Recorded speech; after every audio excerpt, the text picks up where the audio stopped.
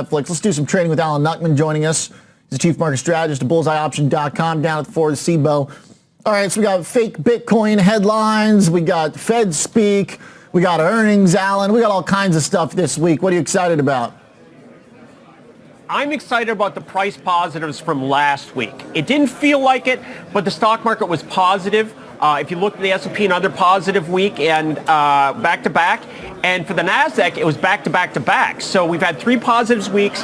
But looking at the S&P, we're getting this close to filling in that gap at 4,400. And that's the midpoint of this larger overall range. And if we can get a pop up to that 4,600 top, then we're going to be up and away. And the S&P is set up very, very nicely here.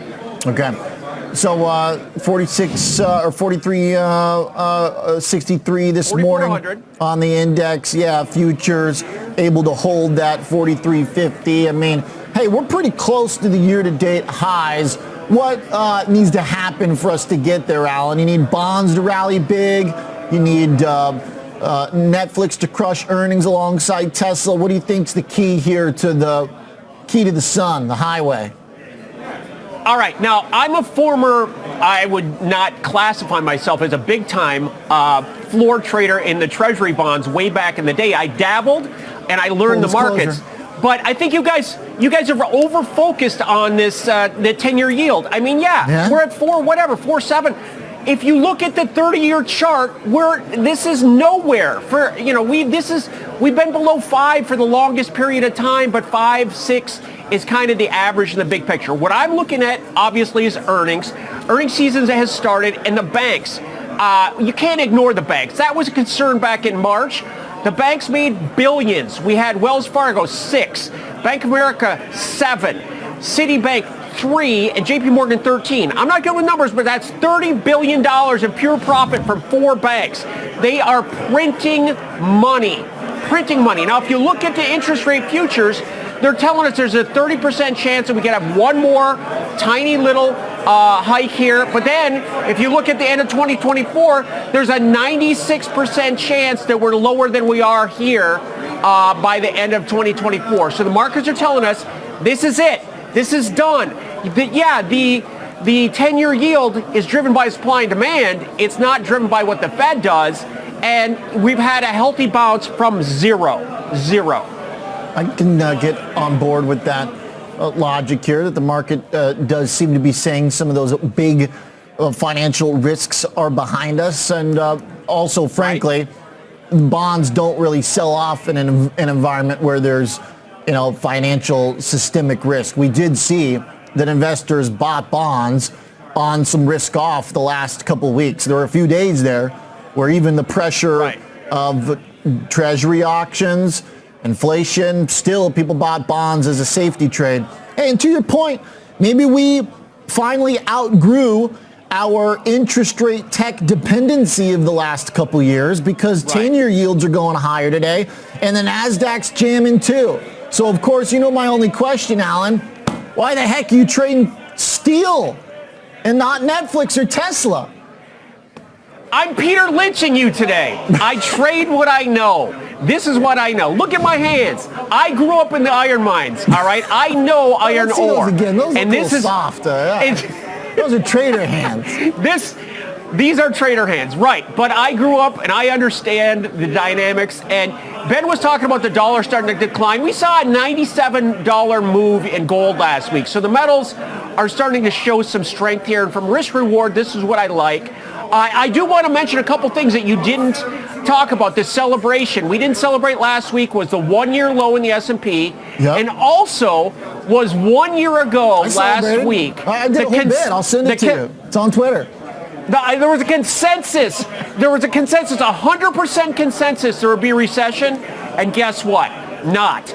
Even calling a recession doesn't mean the market has to go down. There's still money to be made. But anyways, let's get back into Cleveland Cliffs. Cleveland Cliffs is 50% off its 2022 top. It's 30% off its February top. So it's about risk reward. We're at 15.25. It's been between 10 and 30 for a couple of years. So this 15 is an important midpoint pivot. And we've been between 14 and 18 consolidating, like my friend Ben likes to see between 14 and 18 for 6 months. A breakout of that range targets 22. So there's a lot there, but the key for me is my leverage buying indicator that there's loading up in the options, bullish options in this particular play. Sustained buying, not just one-time unusual option activity. I'm seeing sustained option buying over the period of the last couple weeks, and that's very, very bullish for me. I like that. Okay. So the commodity move, to your point, I do think you made a good point about the metals in general and the way gold caught that bid. Kind of similar to the way CLF, Cleveland Cliffs here, bounced off that $14. And you're looking for this, I mean, summer highs of 17.5 would be nice, but obviously right. a push even higher than there. But like, do you take some profit if we get to the summer high, or are you swinging for the fences on this one? I always have my targets in place, and I have a 50% target on half my positions and 100% target on the second half. Now, that can happen if we get a modest move in the underlying stock. So I'm looking at the April $12 calls trading for about 4.25. The expiration break even on it's $1 higher. Now, April has 6 months of time, and it's only $50 more expensive than January for twice as much time. So it's about math here. And if we break out of this range, 18 is the top of the range. We break out of the range, like I said, 22 is the target, and this can get moving. So let's see where we go. But again, it's a limited risk play. I have the right to be long from 12, which is below the recent range, wow, way below. Down near the lows.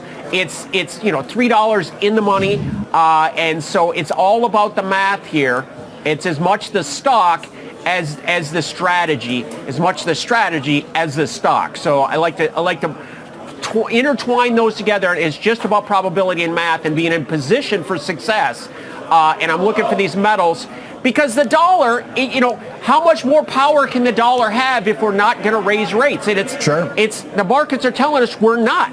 Yeah. We're going to maybe have one more little tiny one, but that's over the course of next year. We're going to be cutting.